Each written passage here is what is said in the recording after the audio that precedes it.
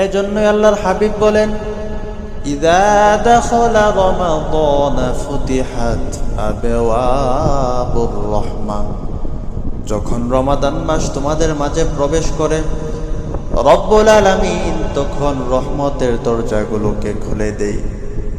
এজন্যই দেখবেন রমাদান মাস যখন আমাদের মাঝে আসে, তুলনামূলক এই রমাদান মাসে গুনাহের কাজ কম হয়।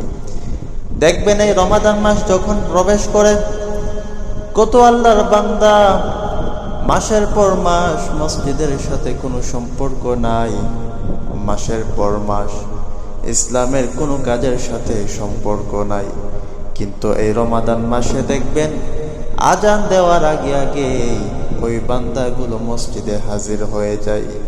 আজান দেওয়ার আগে আগেই তাদের কাজকর্মগুলো বন্ধ করে ফেলে।